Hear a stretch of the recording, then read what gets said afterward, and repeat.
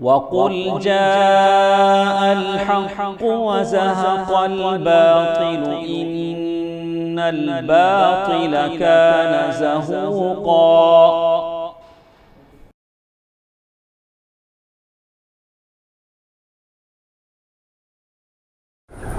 إن الحمد لله نحمده ونستعينه ونستغفره ونؤمن به ونتوكل عليه ونعوذ بالله من شرور أنفسنا ومن سيئات أعمالنا من يهده الله فلا مضل له ومن يضلل فلا هادي له أشهد أن لا إله إلا الله وأشهد أن محمدا عبده ورسوله أما بعد فإن خير الحديث كتاب الله وخير الهدي هدي محمد صلى الله عليه وسلم وشر الأمور محدثاتها وكل محدثة بدعة وكل بدعة ضلالة وكل ضلالة في النار. أعوذ بالله من الشيطان الرجيم. بسم الله الرحمن الرحيم. يا أيها الذين آمنوا اتقوا الله حق تقاته ولا تموتن إلا وأنتم مسلمون واعتصموا بحبل الله جميعا ولا تفرقوا واذكروا نعمة الله عليكم إذ كنتم أعداء فألف بين قلوبكم فأصبحتم بنعمته إخوانا أو كما قال الله تبارك وتعالى يا أيها الناس اتقوا ربكم الذي خلقكم من نفس واحدة وخلق منها زوجها وبث منهما رجالا كثيرا ونساء واتقوا الله الذي تساءلون به والأرحام إن الله كان عليكم رقيبا. يا أيها الذين آمنوا اتقوا الله وقولوا قولا سديدا يصلح لكم أعمالكم ويغفر لكم ذنوبكم ومن يطع الله ورسوله فقد فاز فوزا عظيما. إن تبدوا الصدقات فنعما وإن تخفوها وتؤتوها الفقراء فهو خير لكم ويكفر عنكم من سيئاتكم. خطبہ مسلمہ کے بعد اللہ رب العالمین کا شکر گزار ہوں کہ اللہ رب العالمین نے مجھے توفیق دی ہے کہ کچھ دینی باتیں میں آپ کے سامنے شیئر کروں. حضرات سامنے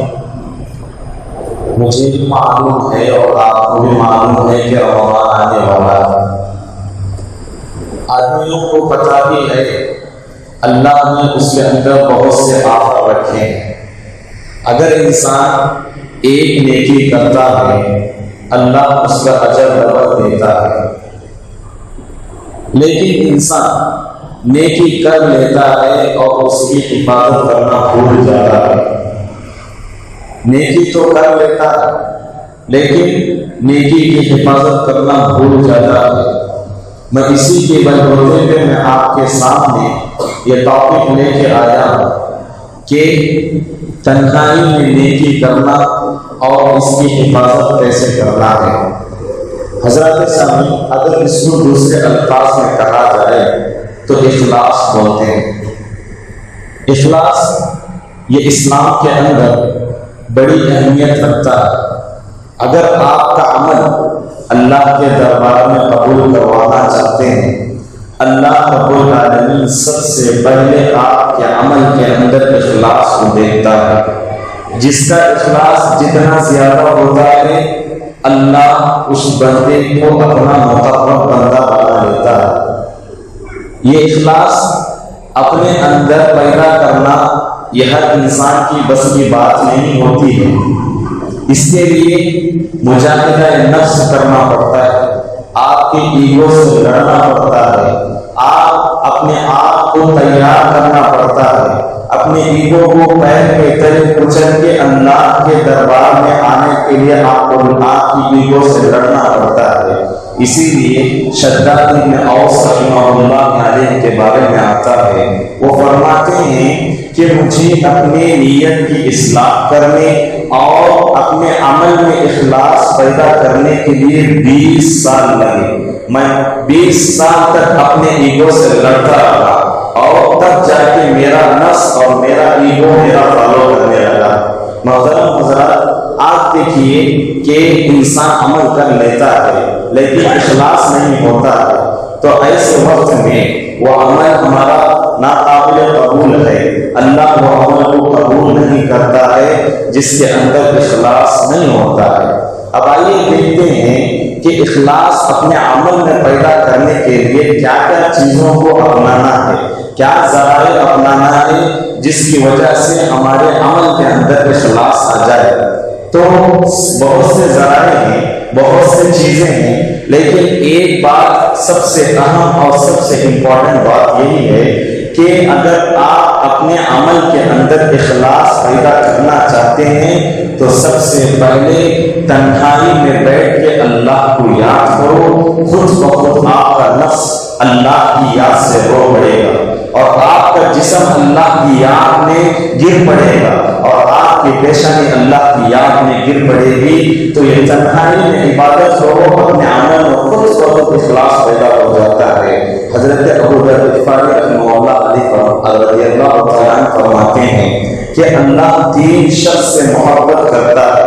اور 3 شخص سے نفرت کرتا ہے۔ سب سے پہلا وہ شخص جسے اللہ محبت کرتا ہے، پہلا وہ شخص ہے جو اللہ کے راہ میں نکل پڑتا ہے، اللہ کے راستے میں نکل جاتا ہے اور اپنی جان کو قربان کر دیتا ہے حتیٰ کہ اس کا نام شہید میں شمار ہو جاتا ہے۔ اللہ ویسے بندے کو بہت زیادہ پسند کرتا ہے۔ دوسرا وہ شخص جسے اللہ محبت کرتا ہے وہ شخص وہ ہے کہ لمبا سفر کرتا ہے اور درمیان میں رات آ جاتی ہے اور اس رات میں وہ تھکان دور کرنا چاہتا ہے، لیکن پھر بھی اس رات میں وہ اللہ کو یاد کرتا ہے اور پوری رات اللہ کے ذکر میں گزار دیتا ہے، پھر دوسرے دن پھر سفر میں لگ جاتا ہے۔ ایسے شخص کو اللہ رب العالمین اپنا قریبی بندہ بنا لیتا ہے، محبوب بندہ بنا لیتا ہے۔ تیسرا وہ شخص جسے اللہ محبت کرتا ہے وہ یہ ہے کہ اس کا پڑوسی اسے تکلیف دیتا ہے، ہر بات میں اسے تکلیف پہنچاتا ہے، لیکن اس کی تکلیف کو برداشت کرتے ہوئے بھی اس کے ساتھ حسن سلوک کرتا ہے، تو ویسے شخص کو اللہ رب العالمین بہت پسند کرتا ہے۔ اور 3 شخص وہ ہیں جسے اللہ نفرت کرتا ہے، بہت زیادہ اللہ اس شخص سے نفرت کرتا ہے۔ سب سے پہلا وہ شخص ہے جو بات بات پہ اللہ کی قسم کھاتا ہے، اپنی بات منوانے کے لیے، اپنی بات کو اونچا کرنے کے لیے وہ بات کہتا ہے، اللہ کی قسم کھا کے کہتا ہوں، اس طرح کا جملہ بولتا ہے تو اللہ رب العالمین ویسے بندے سے نفرت کرتا ہے۔ دوسرا وہ شخص ہے جو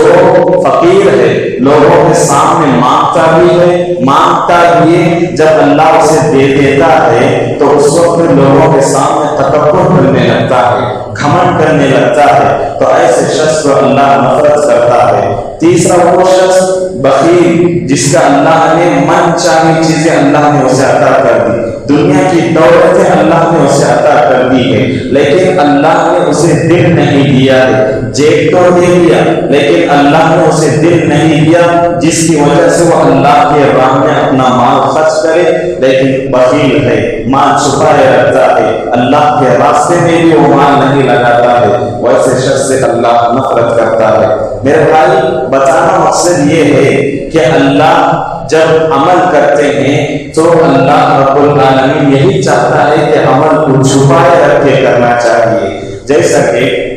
پیارے نبی صلی اللہ علیہ وسلم حدیث میں بیان کرتے ہیں، عقبہ بن عامر رضی اللہ تعالیٰ عنہ راوی ہیں، اللہ کے نبی صلی اللہ علیہ وسلم نے فرمایا الجاهر بالقرآن كالجاهر بالصدقة والمسر بالقرآن كالمسر بالصدقة۔ اللہ کے نبی فرماتے ہیں اگر کوئی شخص بلند آواز ہو کے قرآن مجید کی تلاوت کرتا ہے گویا کہ اس نے لوگوں کے سامنے صدقہ کیا ہے، اور جو آدمی تنہائی میں بیٹھ کے اللہ کی قرآن مجید کی تلاوت کرتا ہے گویا کہ وہ چھپی طور پر صدقہ کر رہا ہے۔ حضرات سامعین، اب آئیے دیکھتے ہیں ہمارے سے پہلے ہمارے اسلاف گزرے ہیں، ان کی زندگیاں اگر پڑھیں گے ہمارا ایمان تازہ ہو جاتا ہے، ہمارے اندر ایمانی قوت بڑھنے لگتی ہے اور ہمارے اندر ایمانی چاشنی آنے لگتی ہے۔ آئیے میں سلف کے کچھ اقوال بتاؤں گا، سلف کی کچھ زندگیاں میں آپ کے سامنے پیش کروں گا، ہو سکتا ہے کہ ہمارا ایمان تازہ ہو جائے۔ سب سے پہلے سلف یہی چاہتے تھے، جو لوگ عمل کر لے اس کو فوراً چھپا دیتے، اور نہ ان کی بیویوں تک اسے پہنچنے دیتے، نہ اس کے یہی یہاں تک کہ لکھا ہے کہ اس کے شیطان کو اور اس کے ہاتھ کو بھی پتہ نہیں چلتا تھا۔ اس طرح سلف جو ہے اپنے عمل کو چھپاتے تھے۔ سب سے پہلے زبیر بن عوام رضی اللہ تعالیٰ عنہ بیان کرتے ہیں، الزہد ابن مبارک نے لکھا ہے، من استطاع منکم ان یکون له خطا من عمل صالح فلیفعل، کہتے ہیں کہ تم میں سے اگر کوئی بھی شخص اس بات کی طاقت رکھتا ہے کہ تنہائی میں اللہ کو یاد کرنے کی طاقت رکھتا ہے، چاہیے کہ اے مومن بھائیوں تنہائی میں جا کے اللہ کو یاد کر لو، تمہارے اندر اخلاص پیدا ہو جاتا ہے۔ دوسری بات یہ ہے کہ صحابی حضرت عبداللہ ابن مسعود رضی اللہ تعالیٰ عنہ کہتے ہیں، من صلی صلاة عند الناس لا يصلي بمثلها اذا خلا فهي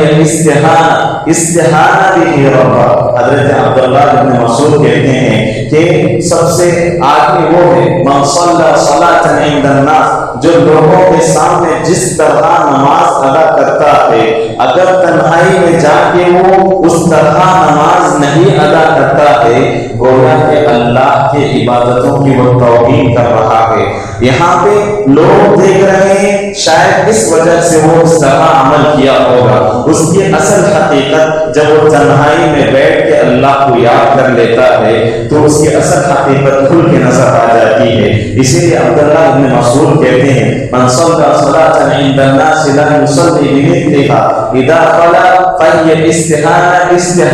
بها ربه، کہتے ہیں کہ اگر آدمیوں کے سامنے جو آدمی جس طرح اخلاص کے ساتھ نماز پڑھتا ہے، اگر وہ تنہائی میں اس طرح اخلاص کے ساتھ نماز نہیں پڑھتا ہے، گویا کہ وہ اللہ کے احکامات کی توہین کر رہا ہے۔ اور آگے بڑھیے، مسلم بن یسار رضی اللہ عنہ کہتے ہیں، ما تلد المتلدون بأهل خلوة بمناجات اللہ، کہتے ہیں کہ دنیا میں بہت سی چیزیں ایسی ہیں، اس کے پاس مال بھی ہے، اس کے پاس گاڑیاں بھی ہیں، اس کے پاس دولت بھی ہے، اس کے پاس بیوی بھی ہے، اس کے پاس لڑکے بھی ہیں، اس کے پاس لڑکیاں بھی ہیں، لیکن دل کا سکون نہیں ملتا ہے، اور جو ہے روحانی سکون اسے اس وقت تک نہیں ملتا ہے کہ اگر انسان واقعی میں سچی دل سے اگر سکون چاہتا ہے، اپنے روحانی سکون چاہتا ہے، کہتے ہیں کہ ما تلد المتلدون بأهل خلوة بمناجات اللہ، اگر تنہائی میں بیٹھ کے اللہ کو یاد کر لو، وہ مزہ جب ملتا ہے، شاید کہ دنیا میں کوئی ایسی چیز میں مزہ نہیں ملتا ہے، اگر انسان تنہائی میں بیٹھ کے اللہ کو یاد کرتا ہے، وہ مزہ دنیا کی کسی بھی چیز میں مزہ نہیں ملتا ہے۔ اور آگے بڑھیے کہ اسی طرح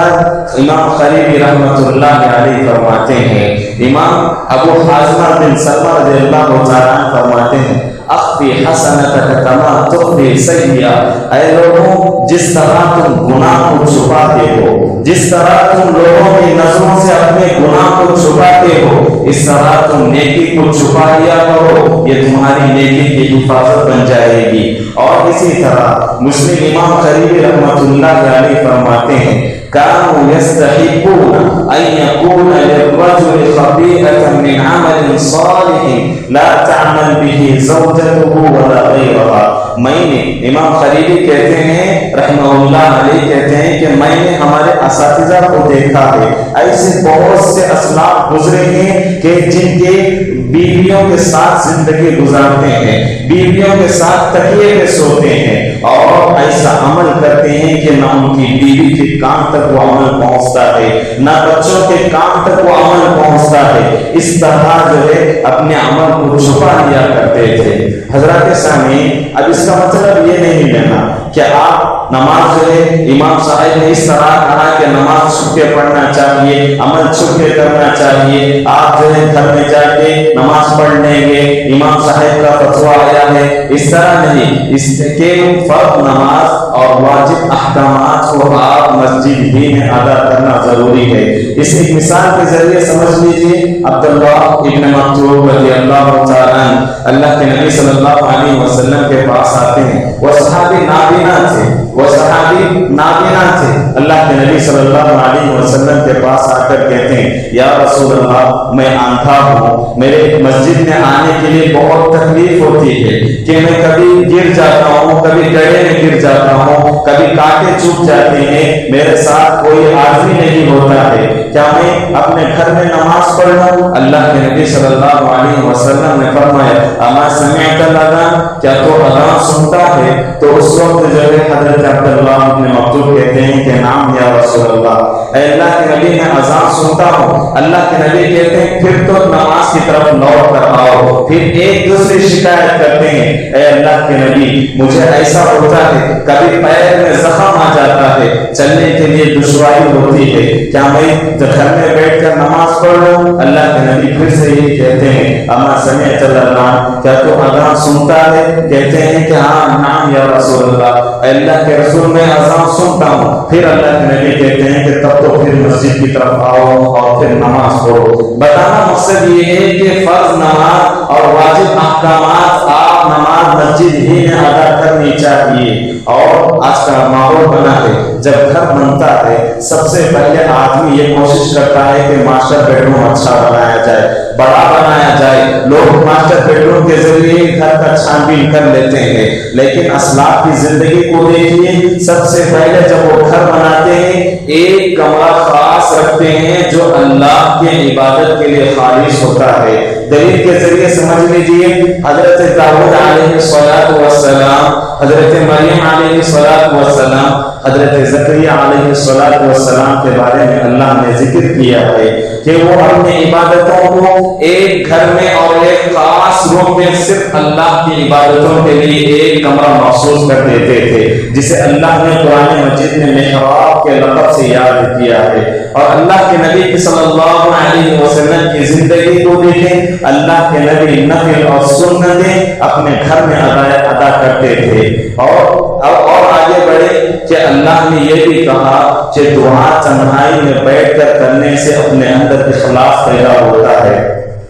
قرآن مجید میں اللہ نے فرمایا ادعوا ربکم تضرعا وخفیا، اے بندو چھپ کے اللہ سے دعا کرو اور رو رو کے اللہ سے دعا کرو، تمہارے اندر اخلاص پیدا ہو جائے گا اور تمہاری نیکیوں کی حفاظت ہو جائے گی۔ حضرت زکریا علیہ السلام کے بارے میں آتا ہے کہ اِنَّا رَبَّهُ نِدَاءً خَفِيًّا، جب بھی وہ دعا کرتے کسی ایسی جگہ پہ چلے جاتے کوئی آدمی ان کو دیکھ نہ پائے، ایسی جگہ بیٹھ کے اللہ سے رو رو کے دعائیں کرتے ہیں۔ اللہ نے ان کا تذکرہ قرآن مجید میں رکھ دیا ہے۔ حضرات سامعین، اور آگے بڑھے کہ آج کا جو ماحول بنا ہے کہ آدمی کی خواہش تو ہوتی ہے کہ چھپ کے صدقہ کرے، لیکن شیطان اسے کچھ ایسا کر دیتا ہے کہ اس کا عمل ضائع ہو جاتا ہے۔ آدمی اگر صدقہ کرنا چاہتا ہے کہ لوگوں کی نظر میں دکھا کے کریں، لوگ بھی جو ہے اس کی تعریف کریں اور اللہ بھی قبول کر لیں، یہ ایسا کام نہیں ہو سکتا ہے۔ چھپ کر کرنے سے اللہ اپنا محبوب بندہ بنا لیتا ہے، لوگوں کو دکھا کر کرنے سے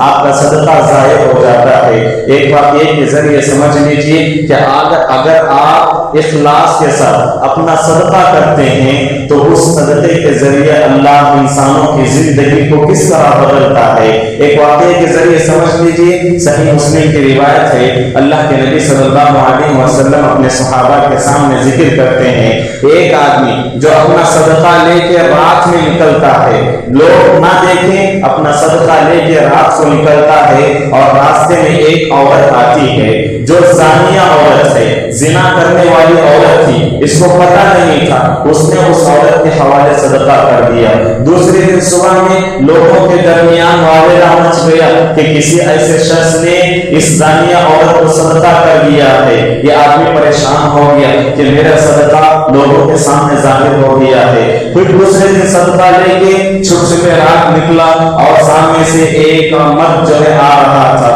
اور اس صدقے کو اس مرد کے حوالے کر دیا۔ پھر دوسرے دن دن جو ہے واقعہ نہ مچ گیا کہ کسی نے ایسے چور کو صدقہ کر دیا ہے کہ اس کی چوری سے جو ہے صدقہ ہو گیا، اس چور کو صدقہ دے دیا گیا ہے، تو یہ آدمی پریشان ہو گیا۔ اللہ کے نبی صلی اللہ علیہ وسلم اپنے صحابہ سے کہتے ہیں کہ جب یہ سویا ہوا تھا تو اس کے خواب میں ایک شخص آیا، ایک شخص آ کر کہا کہ جس کو تو نے صدقہ کیا ہے، شاید ہو سکتا ہے کہ جس عورت کو تو صدقہ کیا ہے تیرے صدقے کے ذریعے سے وہ عورت اپنا زناکاری چھوڑ دے اور زنا کرنا چھوڑ دے، ہو سکتا ہے کہ تیری اخلاص کی وجہ سے اللہ رب العالمین اس عورت کو اس بدکاری سے بچا لے۔ اور پھر دوسرا شخص جو چور تھا، چرانے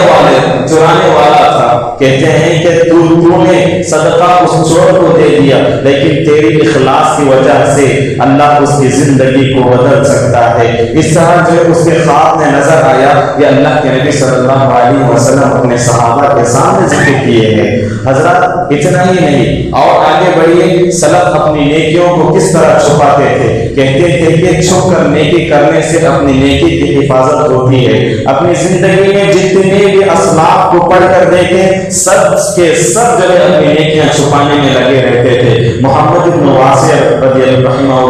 کہتے ہیں میں نے اپنے اساتذہ کو دیکھا ہے کہ میں نے ہمارے بزرگوں کو دیکھا ہے، بیوی کے ساتھ ایک ہی تکیے پہ سوتے ہیں، بازو ادھر بازو بچے سوتے ہیں اور ادھر بازو بیوی ہے، ایک ہی تکیے پہ اسلاف سوتے تھے، اپنے آنکھوں سے ایسے آنسو جاری رہتے، اللہ کی یاد میں ایسے اپنے زبان کو تر رکھتے اور اپنے آنکھوں سے ایسے آنسو جاری بہاتے کہ ان کی بیوی کو کام کے کام خبر نہ ہوتی کہ میرا شوہر جو ہے اللہ کی یاد میں رو رہا ہے، ان کے بچوں کو پتہ نہیں چلتا کہ میرے ابا اللہ کی یاد میں رو رہے ہیں۔ اس طرح جو ہے سلف جو ہے اپنے اعمال کو چھپانے کی کوشش کرتے تھے۔ اور آگے بڑھیے، سلف قرآن مجید کی تلاوت کس طرح کرتے تھے؟ امام ابن الجوزی رحمہ اللہ علیہ ربیع بن خیثم کے بارے میں لکھتے ہیں کہ ان کی زندگی کا معمول تھا کہ رات بھر قرآن مجید کی تلاوت کرتے، تنہائی میں اور اکیلے میں تلاوت کرتے تھے۔ اگر ان کو کوئی کان خبر آ جاتی کہ کوئی آدمی آنے والا ہے تو قرآن مجید کو بند کر دیتے اور اس پر کپڑا ڈال دیتے تاکہ لوگوں کو پتہ نہ چلے کہ یہ آدمی قرآن کی تلاوت کر رہا تھا۔ اور آگے بڑھیے، سلف کی زندگی کا ایک اور واقعہ ہے، امام ذہبی رحمۃ اللہ علیہ ابو ایوب سختیانی کے بارے میں لکھتے ہیں ان کی زندگی کا معمول تھا رات بھر جو ہے تہجد کی نماز ادا کرتے تھے اور صبح میں اس طرح آتے لوگوں کے سامنے کہ آدمی سو کر اٹھنے سے اس کی آواز موٹی ہو جاتی ہے، اس طرح آواز موٹی بنا کے لوگوں کے سامنے آتے تاکہ لوگوں کو پتا چلے کہ یہ آدمی اچھی طرح سو کے آ رہا ہے۔ اللہ اکبر۔ اس طرح جو ہے سلف اپنے اعمال کو چھپانے کی کوشش کرتے تھے۔ اور آگے بڑھیے، محمد بن قاسم محمد بن اسلم کے بارے میں کہتے ہیں کہ آج کا ماحول اس طرح ہے، اگر کوئی عالم آپ کے سامنے سنت پڑے بغیر باہر چلا جاتا ہے تو غیبتیں کرنے لگتے ہیں، آپ کو پتہ نہیں وہ آدمی جا کے کہاں سنت ادا کرتا ہے، نبی کی سنت کو آپ سے زیادہ علماء کرام جانتے ہیں، تو آپ غیبت کرنے سے آپ اپنے آپ کو گناہ لے رہے ہیں۔ یہاں پہ دیکھیے محمد بن اسلم کے بارے میں محمد بن قاسم کہتے ہیں میں نے ان کے ساتھ 20 سال زندگی گزاری ہے اور جمعے کے جو خطبے سے پہلے 2 رکعت سنتیں پڑھنے کے علاوہ میں نے کوئی سنت اور نفل پڑھتے ہوئے نہیں دیکھا ہے۔ میں نے محمد بن قاسم کہتے ہیں کہ میں نے اپنے استاد کے سامنے جا کر پیش کی کہ آخر آپ سنتیں نفلیں کہاں پڑھتے ہیں؟ کہتے ہیں کہ لو قدرت، اگر میرے اندر طاقت ہوتی کہ میں ایسی جگہ جا کے اللہ کی عبادت کروں، ایسی جگہ جا کے سنتیں ادا کروں، ایسی جگہ جا کے نفلیں ادا کروں جہاں میرے فرشتے کو بھی خبر نہ ہو، اگر اللہ میرے اندر وہ طاقت رکھتا اس طرح میں چھپ کے اللہ کی عبادت کیا کرتا۔ اللہ اکبر۔ اس طرح جو ہے بہت سے اسلاف کی زندگیاں ہمارے سامنے آتی ہیں۔ یہ تو محمد بن قاسم، اور اسی طرح علی بن ابی علی رضی اللہ تعالی ابن ابی علی کہتے ہیں کہ ابو داؤد الہند کے بارے میں کہتے ہیں میں نے ان کے ساتھ 40 سال زندگی گزاری اور ان کے بارے میں انہوں لکھتے ہیں کہ وہ 40 سال روزہ رکھتے تھے، ان کی بیوی کو خبر نہ ہوتی کہ میرا شوہر آج روزے کی حالت میں ہے، اور ان کے بچوں کو پتہ نہیں چلتا تھا کہ ابو داؤد جو ہے روزے کی حالت میں ہے۔ جب دوپہر کا وقت ہوتا اور صبح میں نکل جاتے بکریاں چرانے کے لیے تو ان کی بیوی جو ہے دوپہر کا کھانا ایک ٹفن میں باندھ کے ان کو دے دیتی تھی، اور وہ ٹفن کا کھانا لے کے ایک غریب کو کھلا کے واپس آ جاتے تھے تاکہ گھر والوں کو پتہ چلے کہ میرا شوہر دوپہر کا کھانا کھا کے آیا ہے۔ اللہ اکبر۔ اس طرح کہتے ہیں کہ 40 سال میں نے ان کے ساتھ زندگی گزاری اور اپنا روزہ رکھنے کا نہ اپنی بیوی کو خبر دی نہ اپنے بچوں کو خبر دی۔ اس طرح جو ہے عمل چھپایا کرتے تھے۔ میرے بھائی بتانا مقصد یہی ہے کہ جب بھی عمل کرتے ہیں، رمضان کا مہینہ آتا ہے، بہت سے ایسے لوگ ہوتے ہیں بعد اعلان فجر کی نماز کے بعد کہتے ہیں کہ میں رات بھر قرآن مجید کی تلاوت کر رہا تھا، میں رات بھر نماز میں مسجد میں بیٹھ گیا تھا، تو فون کر رہا تھا اور میں جو اللہ کی عبادت میں لگا ہوا تھا، اور وہ آدمی سامنے تعریف کرنے لگتا ہے کہ واقعی میں تو اللہ والا ہو گیا۔ اس سے پتہ چلتا ہے کہ آپ اپنے اعمال کو ضائع کر رہے ہیں اور لوگوں کے سامنے بتا کے اپنے اعمال کو جو ہے آپ اپنی حفاظت سے ہٹا رہے ہیں۔ اس طرح جو ہے لوگوں کے سامنے نہیں کہنا چاہیے۔ اور اسی طرح علی بن حسین رضی اللہ رحمہ اللہ علیہ کے بارے میں آتا ہے، ان کی زندگی کا معمول تھا، ایک حدیث ان کے ذہن میں تھی، ان الصدقہ السر تطفئ غضب الرب، چھپ کے صدقہ کرنے سے اللہ کا غصہ مٹ جاتا ہے، چھپ کے صدقہ کرنے سے اللہ کا غصہ مٹ جاتا ہے۔ ان کی زندگی کے بارے میں آتا ہے کہ وہ غریبوں کو جو ہے ریشن دیا کرتے تھے، منتھلی طور پر جو ہے غریبوں کو ریشن دیا کرتے تھے، اور ان کے بارے میں آتا ہے خود سے جو ہے وہ ریشن ڈھوتے اور ایک غریب کے گھر کے سامنے رکھ کے آگے بڑھ جاتے، اور غریب کو پتہ نہ چلتا کہ کون آتا ہے، کون یہ ریشن رکھ کے جاتا ہے، غریب کو بھی پتہ نہیں چلتا تھا۔ جب انتقال کا وقت ہوا تو اس وقت نہلانے والوں نے لہنا دیا، اور ابن عائشہ رضی اللہ تعالیٰ کہتے ہیں کہ میں نے سنا میرے باپ کو یہ کہتے ہوئے علی بن حسین جب سے انتقال ہوئے ہیں ریشن آنا بند ہو گیا۔ اس وقت نہلانے والوں نے کہا تھا میں نے علی بن حسین کے کندھوں پہ دیکھا بوجھ اٹھانے کی نشانی جو ہے ان کے کندھے پہ موجود تھی، تو اس وقت معلوم ہوا کہ علی بن حسین جو ہے یہ ریشن دیا کرتے تھے۔ محترم حضرت، بتانا یہ ہے کہ عمل کو چھپانا ہر انسان کے لیے ضروری ہے، ورنہ جو ہے ہمارا عمل ضائع ہو جاتا ہے۔ اسی لیے پیارے نبی نے کہا میری امت میں سب سے زیادہ مجھے ڈر ہے کہ میری امت ریاکاری میں نہ چلے جائے، وہ ریاکاری دکھاوے کے لیے نہ کر رہے تھے جس کی وجہ سے آدمی کرتا جائے اور اپنا عمل ضائع کرتا جائے۔ میری امت میں سب سے زیادہ میری امت سے ڈر ہے تو یہی ہے کہ دکھاوے کا کام سے میری امت بچ جائے۔ حضرات سامعین، اتنا تھا، اور اس کے فائدے کیا ہیں؟ اگر انسان نیکی بھی کر لیتا ہے اور نیکی کی بھی حفاظت کر لیتا ہے، لوگوں کے سامنے بھی ظاہر نہیں کرتا ہے، تو اس کے فائدے بہت زیادہ ہیں، لیکن میں آپ کے سامنے وقت کم ہونے کی مناسبت سے 4 باتیں آپ کے سامنے رکھوں گا۔ سب سے پہلی چیز یہ ہے کہ اگر انسان اپنی نیکی کی حفاظت کرتا ہے تو اللہ رب العالمین بہت زیادہ اس شخص سے محبت کرتا ہے۔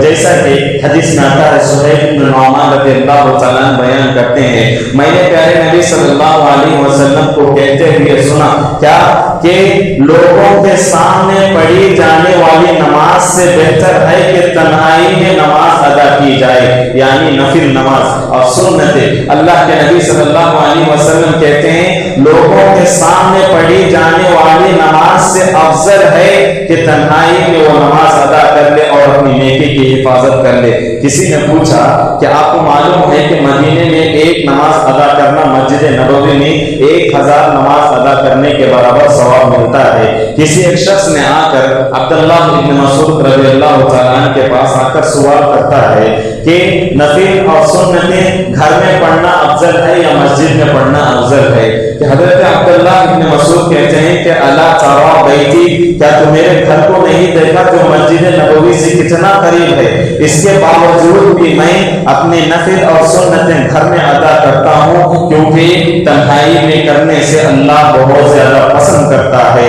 اور اپنے گھر کی حفاظت بھی ہوتی ہے۔ اللہ کے نبی نے کہا مثل البیت الذی یذکر فیہ، وہ گھر زندہ ہے، وہ گھر جو ہے زندہ ہے جس گھر میں اللہ کا ذکر ہوتا ہے، ومثل البیت الذی لا یموت، وہ گھر مردہ ہے جس گھر میں اللہ کا ذکر نہیں ہوتا ہے۔ محترم حضرات، اس کے ذریعے بات معلوم ہوتی ہے اگر باپ یا بچے جا کے اپنے گھر میں نماز ادا کرتے ہیں تو چھوٹے بچیوں کے اندر یا بچوں کے اندر شوق پیدا ہوتا ہے، یہ کیا چیز ہے، میرا باپ کیوں جھک رہا ہے، میرا باپ کیوں سجدے میں جا رہا ہے، میرا باپ کیوں قیام کر رہا ہے، میرا باپ اپنے منہ سے کیا الفاظ ادا کر رہا ہے۔ کم سے کم بچے کے اندر یہ فکر آ جاتی ہے، یہ سوچ آ جاتی ہے، تو بچہ باپ کی طرف جانے لگتا ہے اور اپنے بھائیوں کی طرف جانے لگتا ہے، آتے آتے وہ بچے کا دل جو ہے مسجد سے لگ جاتا ہے۔ یہی فائدہ ہے اللہ کے نبی صلی اللہ علیہ وسلم نے بتایا تھا۔ اور آگے بڑھیے،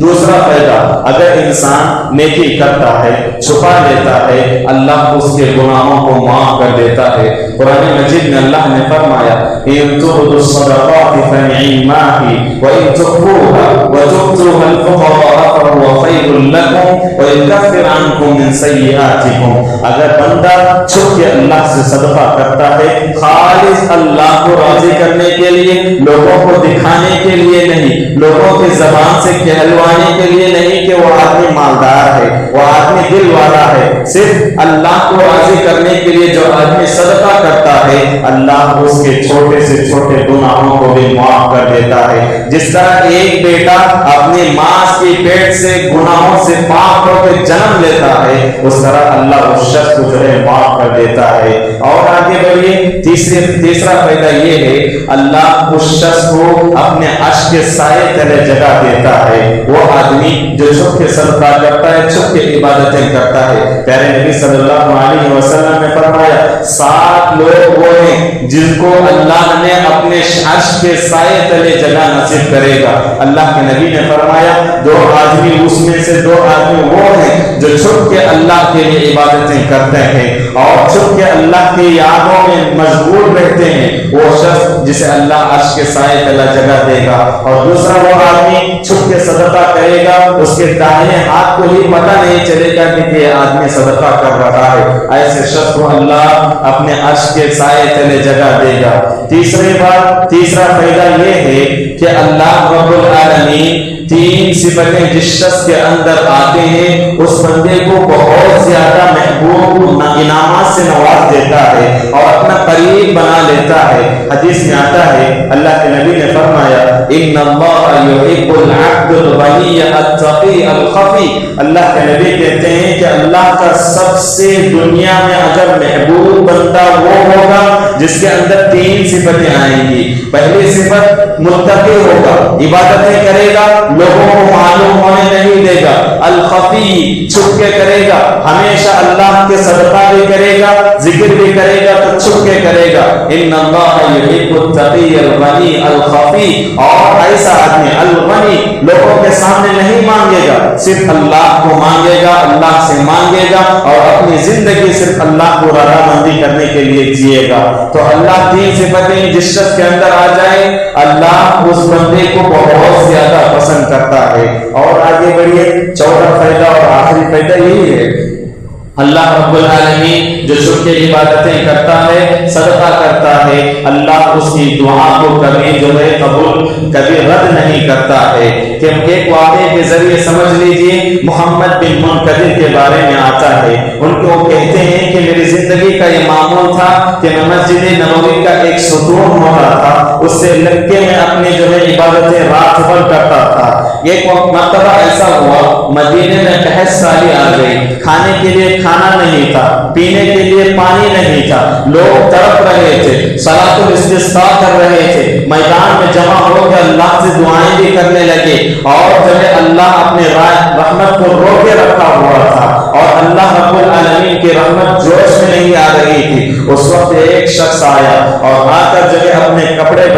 بدلنے کے بعد پھر اللہ کے لیے 2 رکعت نماز پڑھی، رکعت نماز پڑھ کے اللہ سے دعا کی، دعا میں یہ جملہ کہا، اے اللہ یہ امت تیرے نبی کی امت ہے، یہ دعا کر رہی ہے لیکن تو اپنے رحمت جو ہے نازل نہیں کرتا ہے، لیکن میں تجھے تیرے قسم کا واسطہ دیتا ہوں کہ اللہ تو ان پر جو ہے رحم فرما۔ محمد بن قدر کہتے ہیں کہ مجھے اس شخص پہ اتنا غصہ آیا کہ اللہ کی قسم کھاتا ہے کہ مجھے غصہ آ گیا، لیکن دیکھنا یہ ہوا دعا ختم ہونے سے پہلے ہی بادل گرجا اور بارش برس گیا۔ اور محمد بن قدر کہتے ہیں کہ یہ کیا بات ہے کہ یہ آدمی اللہ کی قسم بھی کھا رہا ہے، اللہ اوپر سے رحمتیں بھی نازل کر دیا ہے، اور سمجھ نہیں آ رہا تھا کہ جیسے ہی بارش نازل ہوئی، محمد بن منقدر کہتے ہیں کہ یہ آدمی اللہ کی ایسی تعریف بیان کی، واللہ کہتا ہوں کہ دنیا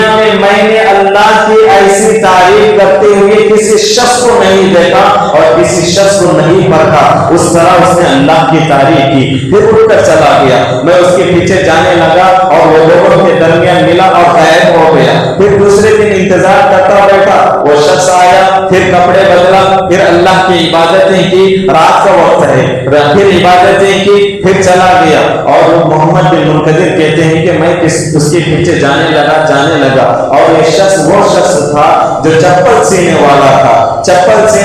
تھا، اپنے گھر کے سامنے ایک دکان بنائی ہوئی لوگوں کی چپل سی رہا تھا۔ جیسے ہی محمد بن منقدر ان کے سامنے پہنچے، وہ آدمی کہتا ہے کہ یا عبداللہ، اے عبداللہ، تو وہی شخص ہے جو مدینے میں ایک ستون سے لگا بیٹھا ہوا تھا۔ محمد بن منقدر کہتے ہیں کہ تو کیسا جانتا ہے؟ کہا کہ میں تجھے دیکھا فلاں ستون پہ لگ کے اللہ کی عبادتیں کر رہا تھا۔ تو محمد بن منقدر کہتے ہیں کہ میں آپ سے ایک سوال کرنا چاہتا ہوں، اگر آپ غصہ نہ ہوتے۔ کہ کہا کہ پوچھو، کیا سوال کرنا ہے؟ اس آدمی سے پوچھتے ہیں کہ جب تو اللہ سے دعا کیا، اتنے لوگ صلاۃ الاستسقاء کرنے لگے، اللہ نے اپنے رحمت نازل نہیں کی، تو نے ایسا جملہ کہا کہ اللہ نے جو ہے اپنی رحمت کھول دی۔ تو اس شخص نے کہا کہ محمد بن منقدر، اس شخص جو چپل سینے والا تھا چہرہ لال ہو گیا۔ کیا تھا کہ اس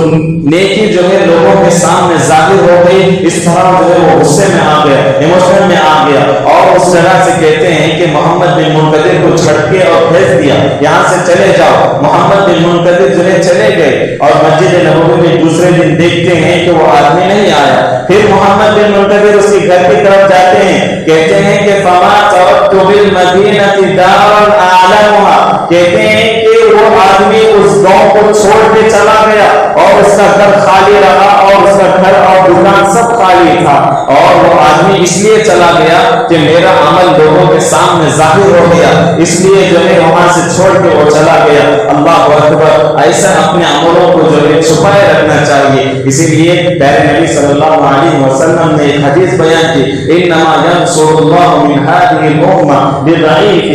بضعيفها بدعوتهم وصلاتهم واخلاصهم، میری امت کی مدد اللہ ایسے غریب کی دعا سے کرے گا، میری امت کی اللہ رب العالمین مدد ایک ایسے غریب سے کرے گا کہ جب بھی وہ قسم کھاتا ہے اللہ کی اور دعا کرنے کے لیے ہاتھ اٹھاتا ہے، رب کی رحمت جو ہے جوش میں آ جاتی ہے، اور اللہ فوراً جو ہے اپنی رحمتیں کھول دیتا ہے۔ اور اللہ کے نبی فرماتے ہیں وہ غریب کون ہے؟ رجل ضعیف ذو ثمرین، کہ وہ غریب اللہ رب العالمین اس غریب کی بات کو فوراً لیتا ہے جس کے پاس دو جوڑے پھٹے کپڑے ہو۔ رجل ضعیف ذو ثمرین، کہ وہ آدمی جس کے پاس دو جوڑے ہو اور وہ دو جوڑے پھٹے ہوئے ہو، لو اقسم علی اللہ لأبر، جب وہ اللہ کی قسم کھا لیتا ہے اللہ کی رحمت جوش میں آ جاتی ہے، اور جو ہے اللہ اپنے رحمتوں کا جو ہے نزول کر دیتا ہے۔ محترم حضرات، بتانا یہی چیز ہے کہ رمضان کا مہینہ آتا ہے، سب کو چاہیے، ہر بچے کو، بوڑھا ہو، نوجوان ہو، بچہ ہو، عورتیں ہوں، سب کو یہی کوشش کرنی چاہیے، عمل کر لے، اس کی حفاظت کی کوشش کرے۔ حضرت عمر رضی اللہ تعالیٰ کے بارے میں آتا ہے، جب بھی کوئی نیکی کر لیتے اور ہر دعا میں اس نیکی کا تذکرہ کرتے تھے، اللہ وہ جو نیکی کیا ہے اس کو قبول کر لینا، اللہ وہ جو نیکی کیا ہوں میں، اللہ اس کو قبول کر لینا۔ ارے وہ صحابہ رضی اللہ عنہم ورضوا عنہ کو اللہ نے یہ کہہ دیا کہ میں تجھ سے راضی ہو گیا اور تم بھی مجھ سے راضی ہو گئے، اللہ نے ان کو جنت کی خوشخبری بھی دے دی، تو پھر بھی وہ نیکی کر کے اللہ رب العالمین سے دعا کرتے ہیں کہ اللہ اس نیکی کو قبول کر لینا۔ ہمیں اور آپ کس جگہ پہ کھڑے ہیں؟ محترم حضرات، بتانا یہی ہے کہ رمضان کے مہینے میں اگر انسان نیکی کر لیتا ہے، اپنی زبان کو خاموش رکھ لے اور جو ہے اپنی نیکی کو چھپائے رکھ لے، تاکہ ہمیں قیامت کے دن وہ نیکی ہمیں کام آئے۔ اللہ سے دعا کرے اللہ رب العالمین ہمیں ہماری نیکیوں کی حفاظت کرنے کی توفیق دے، اللہ رب العالمین ہمیں ریاکاری سے اللہ بچا لے، اللہ رب العالمین ہمیں اپنا مقرب بندہ بنا لے، آمین۔